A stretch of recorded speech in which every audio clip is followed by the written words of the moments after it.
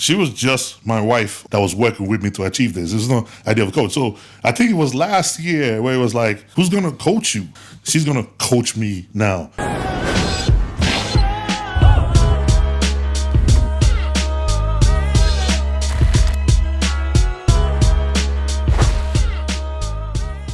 Hey guys, Ivan here, and in today's video we got a couple of very interesting bodybuilding updates. The first thing we got for today is about Samson Dauda, who finally sort of opened up about his coaching relationship with his wife.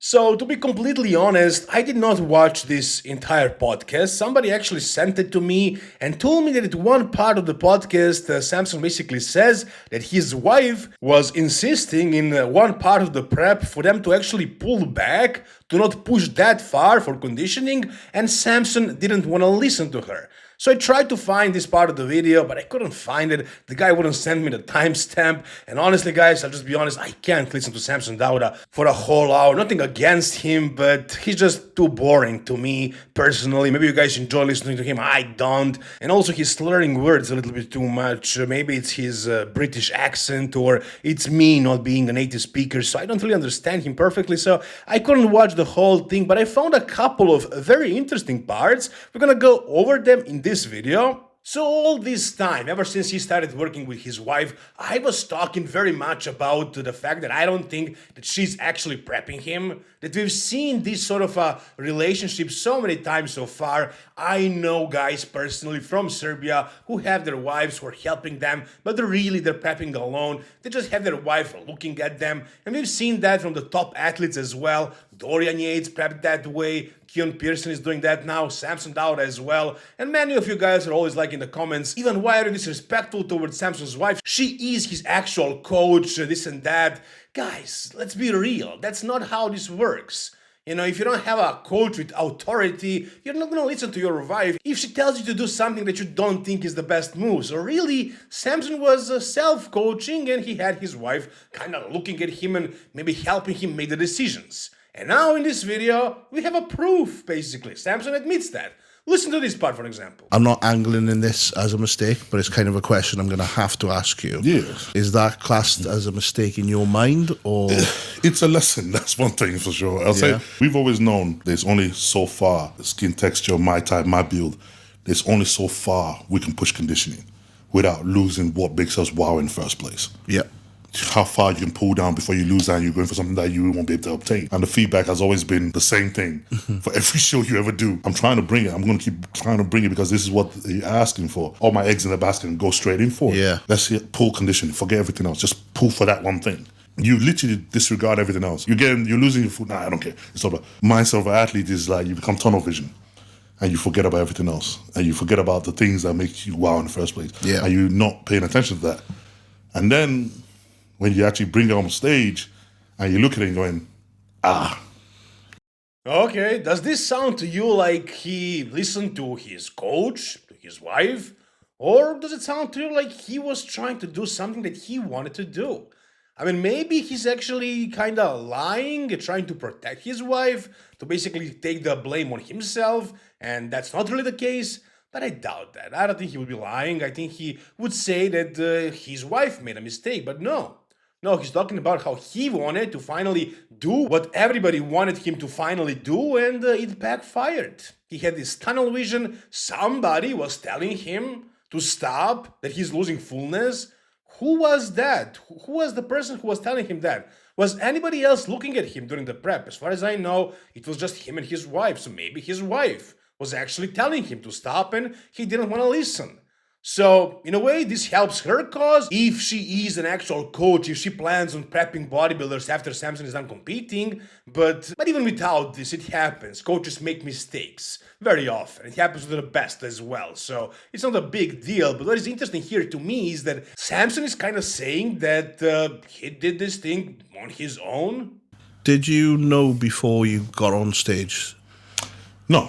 So when the signs were there saying, Yeah. you know, You were too deep in. Yep, even Mel was saying, and I was like, no, I want more cardio. Yeah. More cardio. More, no. I want to silence this part forever. More. Ha, there you go. I actually found a moment. He says, even Mel was saying to take it easy, to take it a step back. So he was doing his own thing. There you go, guys. Tell me in the comment section now that I'm wrong for saying that he doesn't have an actual coach. He does not. She was not his actual coach. She was advising him, she was looking at him, but she couldn't tell him what moves to make, what to do. If he wanted to push for condition, even if she thought it was a bad decision, he would do it. And that's what I'm saying, guys. That's my whole point. Samson needs a coach with authority. This is not working, obviously. It worked once for Mr. Olympia, but how many more mistakes can he afford? He's competing at the highest, absolute highest level. Even small mistakes can make a drastic difference. And he doesn't have too many years left of his career. He needs to hire somebody ASAP and try to regain that Mr. Olympia title, which he can do for sure if he nails it again. She was just my wife or my girlfriend or whatever that was working with me to achieve this. There's no idea of a coach. So I think it was last year where it was like, okay, who's gonna coach you now? And it was like, well, I'm just gonna do it with my partner. She's gonna coach me now. Yeah. And everybody like, oh, he's got coaching. It was like, yeah, but we're a team. We just do this together. It's like, this is what we do. We just do it together. I mean, you could call her a coach, but she's my wife. Yeah. She's my wife that helps me get in shape for a show. There you go, there you go. I mean, let's be real. Samson is kind of changing the tune a little bit. In the previous podcasts, he was like, she's doing everything. She's my coach. Whatever she says, that's what goes, and that's it. It's strict coaching.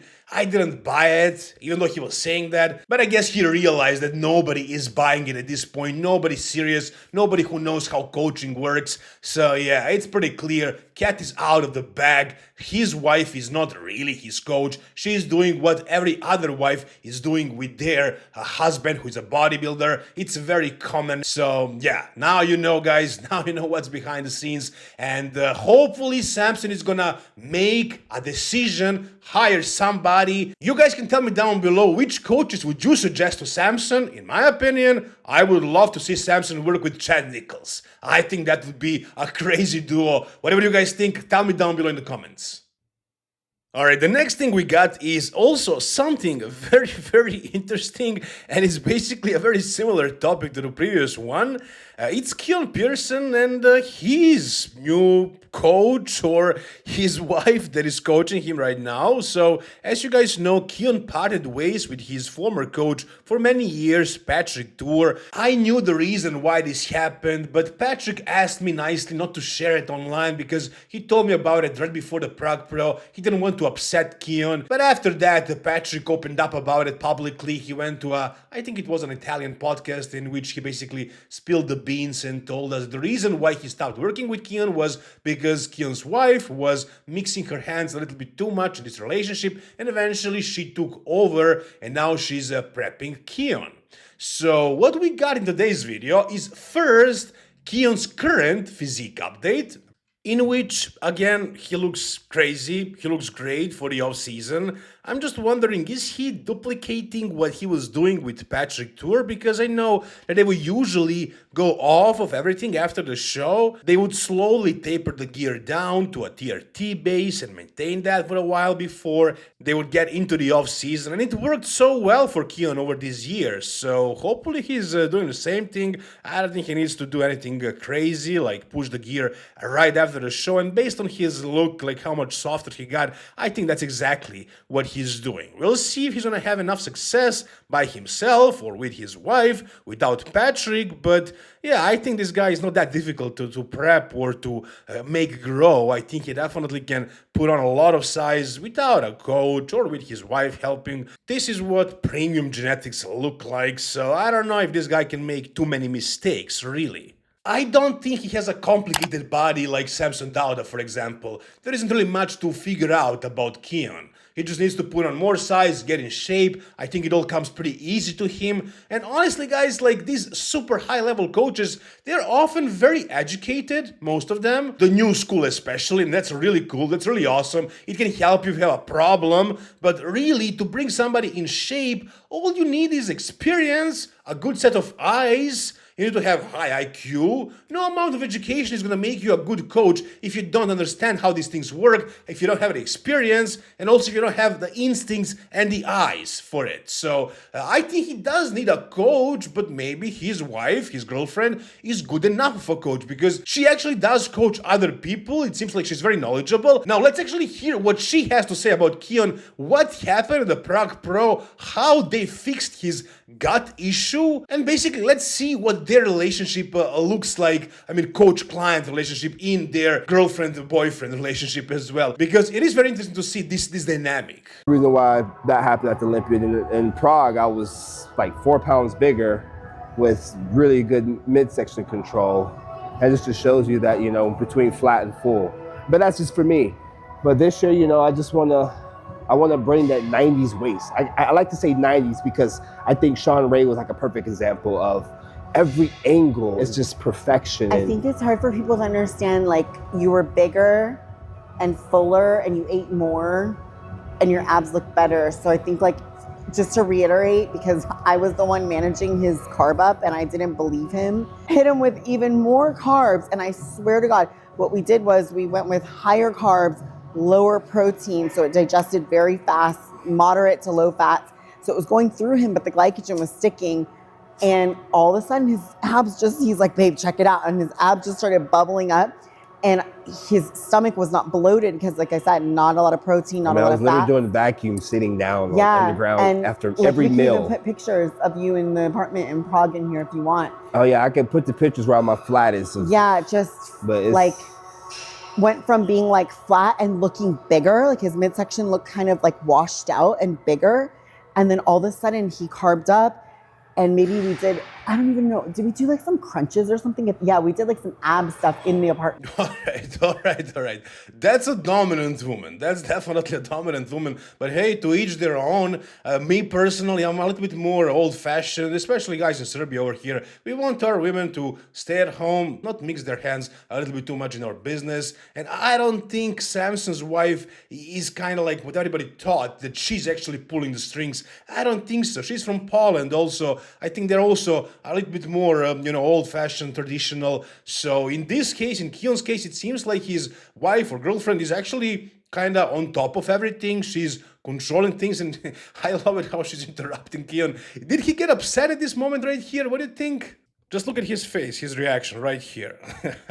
I don't know, maybe just a coincidence, but yeah, it seems like she's definitely in charge of his prep, of his off-season. She's definitely a coach, and she's definitely dominating in this relationship. I have nothing against it. Again, I know a lot of guys who actually prefer it this way, and it works for them. It works for them. They need leadership from their woman, and that's totally fine. I have nothing against it. Personally, I'm not like that, but if it works for somebody else, great. It's an interesting dynamic, but I think in this case, it's going to work really well. I didn't think that about Samson and his wife, but in this situation, if the dynamic is like this, I think these guys are going to have a lot of success together. So let's wait and see what Keone is going to do this next year. He looks great right now, and basically what she explains is that she figured out that when he's carved up fully, that's when his midsection gets tighter. So she learned a very important thing about Keone. Hopefully they will actually keep that into account and implement it at the Mr. Olympia next year.